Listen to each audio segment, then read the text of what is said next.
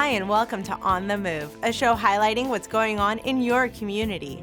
I'm your host, Tamar Sad.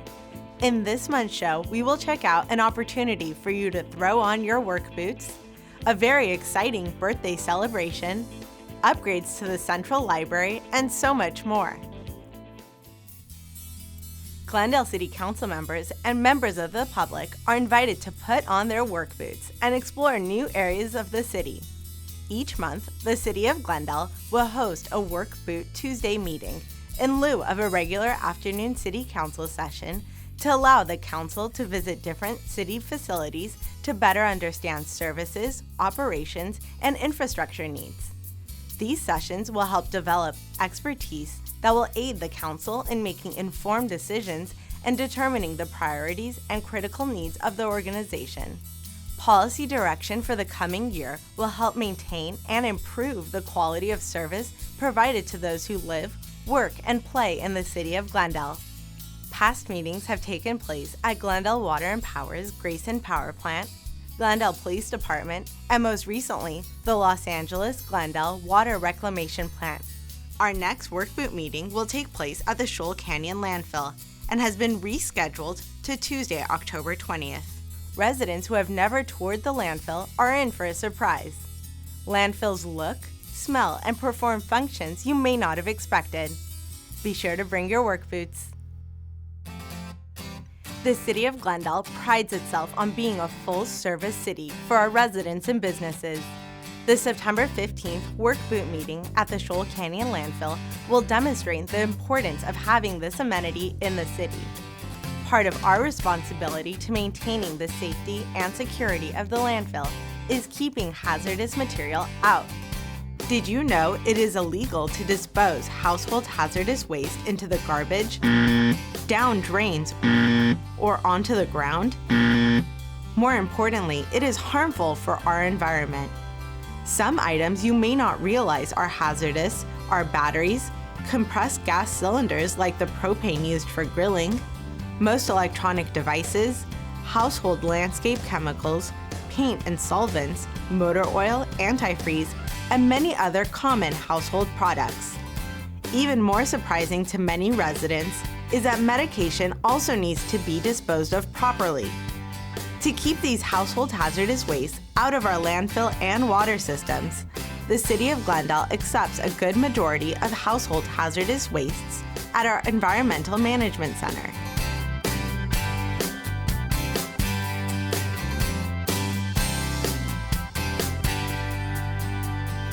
You can quickly and easily dispose of your hazardous waste every Wednesday and Saturday from 9 a.m. to 1 p.m. at 780 Flower Street.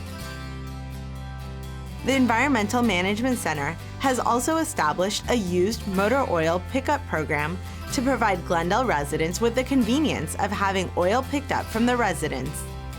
Pickup appointments may be scheduled on Thursdays between 9 a.m. and 3 p.m.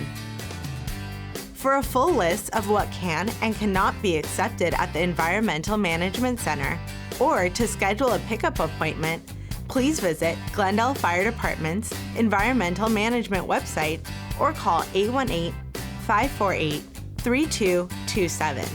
Together, we can keep our environment safe.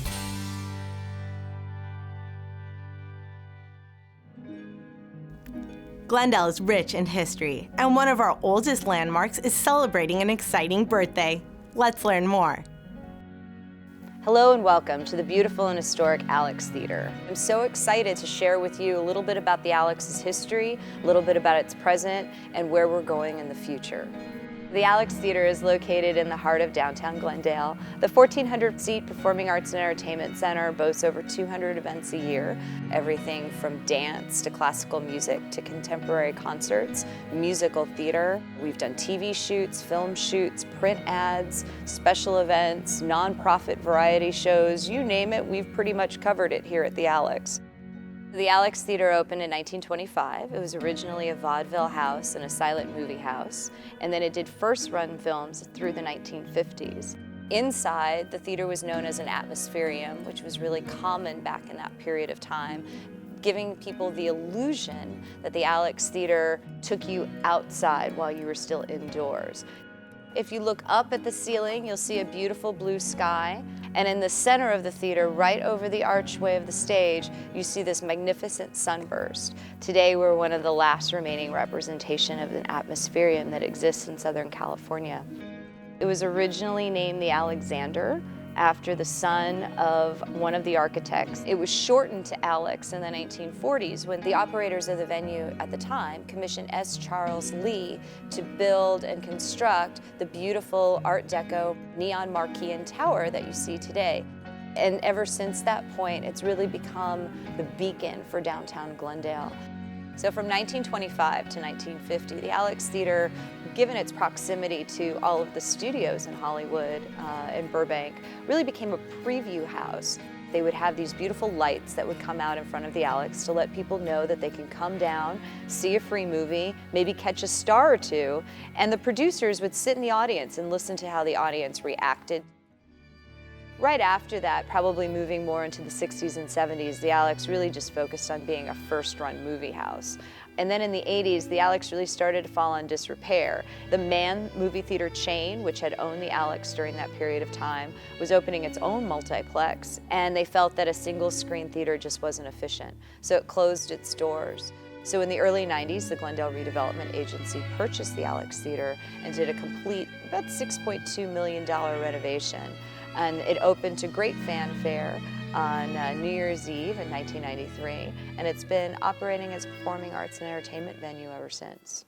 So one of the exciting things that's happening this year is that the Alex Theater is turning 90, and as a part of our 90th birthday celebration, we have launched the Illuminate Project, which hopes to restore and rehabilitate our 100-foot neon tower and spire. So we've launched a $75,000 campaign, of which $25,000 will be raised online through a service called Rocket Hub. We're going to celebrate that grand adventure with a magnificent party in the Alex Theater, music, dining, dancing, and at 9:04 p.m., we're going to relight Glendale's most iconic structure, the beautiful tower and spire of the Alex Theater. You can support Glendale's most beloved treasure by going to www.alextheater.org/Alex90. As illustrated by our partners at Glendale Arts, the preservation and expansion of our cultural facilities is a top priority for the City of Glendale. Let's see what's in store for Glendale's future.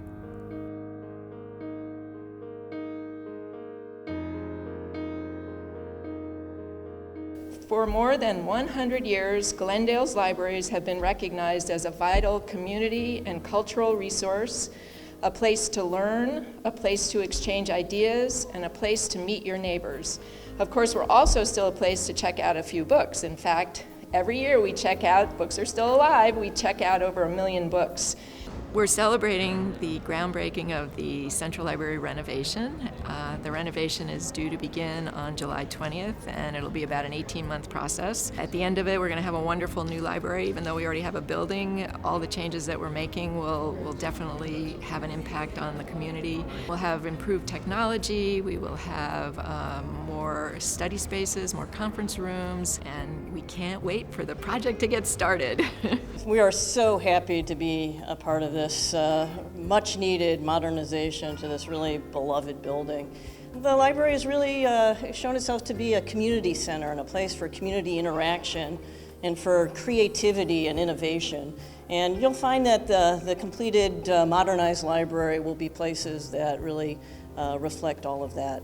There are so many competing interests that the council is faced with, but when it came time to improve the library, to bring it into the 21st century, to expand the efforts and the availability of resources to our residents, we really were of one mind on this. We're going to have new technology here. We're going to have a room dedicated to man's inhumanity to man.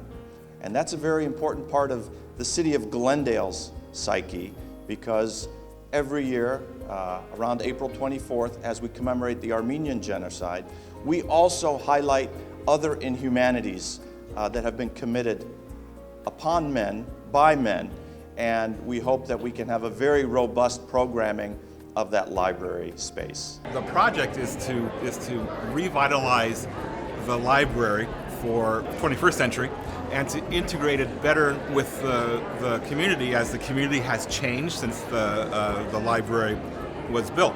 So while we're not reconstructing the entire library, we have targeted interventions to preserve and honor the original building, but to make it work better for current needs. We're very fortunate that we're working with contractors that are working with us to make sure that we can maintain some library hours. So we will be letting the community know the progress of the project, the renovation, on our website, through social media. We also are planning to stay open. Our hours may change, but you can be updated on the website, as I said, and social media.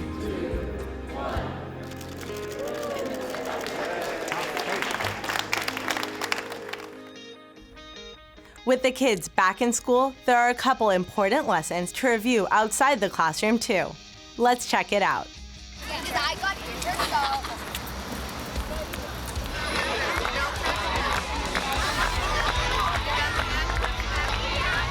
We had our very first International Walk to School Day in 2009, and at that time only one school participated. And then as the grant started affecting and touching more schools, we had more interest. So in 2010, we had 17 schools participate. And then in 2011, we had all 30 Glendale Unified schools participating. And then we started asking the private schools if they wanted to also join in the fun. So the last several years, I think 12, 13, and 14, we've had all 30 Glendale Unified schools as well as 4 private schools participate. And this makes it, what I've been told, as the largest organized Walk to School Day event in the country. And this has been a collaborative effort sponsored by the City of Glendale with the city, the police department, the school district, the fire department, the council PTA, Walk Bike Glendale, all together planning this annual event. At John Muir, we've noticed a growing number of participants. Last year we had about 350, and this year we were well above 450 to 500 students, plus their parents participated, which was a huge and successful event for us. And the idea is if that people come out on this one day and try walking to school, if they don't do it normally, they can see that, oh, I can do this, it isn't so hard, and wow, we had fun. And we use this day as a time to bring awareness to pedestrian safety, to bring awareness around the health benefits of walking, and then look at how you can integrate walking to school on a regular basis. So for example, at R.D. White, when they started, it was just the one day a year, and then the next year they said, let's do it once a month. And now they have 4 walking groups every single Friday. And John Muir is looking at doing the same thing, picking a day once a month for an organized walk day, and then over time, making it a regular thing. So it becomes just what we do, not some big event, but just what we do. The goal is to have less traffic around our school, having opportunities for our students to walk to school, less traffic around school, better air quality, and always remembering that our students' safety is everyone's responsibility. We invite everyone to participate next year. International Walk to School Day will be on Wednesday, October 7th in 2015, and we're going to continue to grow this annual tradition here in Glendale and get even more people out walking and enjoying the benefits of physical fitness. The kids are not the only ones who will be learning this fall. We think that old dog of yours could learn some new tricks with the Glendale Police Department's Canine Unit. Let's see what's coming up. Come join the Glendale Police Canine Unit for Canines in the Park on Saturday, October 10th at Verdugo Park. This free event is dog-friendly and family-oriented and will feature low-cost pet vaccinations, a pet adoption fair, and plenty of fun activities for the kids. Don't forget to bring your dog in a costume for a chance to win a great prize. Want to find out how fast your dog runs? Bring them to our Radar Run and we'll clock their speed. And of course, there will be live police canine demonstrations, where our canines will show off the skills they use to catch bad guys and keep our community safe. The Glendale Police Canine Unit is entirely supported by donations through the nonprofit Glendale Police Foundation, and the proceeds from this event benefit the Glendale Police Canine Unit. So come out and join us for Canines in the Park on Saturday, October 10th from 10 a.m. to 3 p.m. at Verdugo Park. At the City of Glendale, excellence in service is our motto. For our employees, making sure Glendale's operations are running smoothly is not confined to just the workday. Let's meet some local city employees and see how they contribute to that high level of excellence. Hi, I'm Yasmin Beers, Assistant City Manager for the City of Glendale. As a city employee and a local resident to Glendale, I take great pride in all that the city accomplishes. Whether it is keeping crime off of our streets or trash out of our gutters, maintaining Glendale safety and cleanliness contributes directly to the high quality of life Glendale residents, businesses, and visitors enjoy. City employees take great pride in their contributions to keeping that quality of life at the levels our residents have come to expect. By keeping an eye out and reporting quality of life concerns they see during the course of their duties, employees across all departments can help eliminate issues that arise. Let's meet a few of the dedicated staff members and see how they report their concerns. Hi, I'm April Fitzpatrick, Deputy General Manager of Glendale Water and Power. I try to get a walk-in before work or during my lunch break. If I see an issue, I always use MyGlendale app to report it to the city. This app is great because I can take a picture and the GPS on my phone lets staff know the exact location of the issue. I use the MyGlendale app because this is MyGlendale. Hi, I'm Rafi Manoukian, Treasurer for the City of Glendale. I live and work in Glendale, so I like to ride my bike to the office a couple of days a week. I know smooth and safe roads are a priority to the city, but they are especially appreciated by those of us on two wheels. When I notice a cracked or raised sidewalk or an area of the road that may have been damaged, I report it to the MyGlendale app so our public works teams can address it in a timely manner. Road safety is an important part of keeping those who live and pass through the city safe. I use the MyGlendale app because this is my Glendale. Hi, I'm Leona Balalians, Community Service Officer with the Glendale Police Department. As a member of our parking enforcement staff, I spend a lot of my workday driving around the city. When I'm driving during my shift or enjoying my weekend in Glendale, I report things I see that don't look right. Working for the police department, I know so much goes into keeping our community safe. So whether it's a broken street light or an abandoned shopping cart, I report it on the MyGlendale app. This is MyGlendale, and I am proud to keep it safe and clean. Our residents are also a vital part in addressing issues around the city. If you see something you would like addressed, we invite you to download the MyGlendale app to help maintain a clean and safe community. You can also report concerns on our website at glendaleca.gov or by calling 818-550-4400. This is MyGlendale. Show us that it is yours as well, because together we can make it happen. That's it for the September episode of On the Move. For weekly updates on meetings and events, tune in to GTV6 for the look ahead. And for up-to-the-minute news, follow us on Twitter, Facebook, Instagram, and YouTube at MyGlendale. You can also stay informed by signing up for our free monthly electronic newsletter, City Connection. Sign up on the city's website. Thanks for watching. Join us next month as we continue to explore the interesting things happening in the city of Glendale.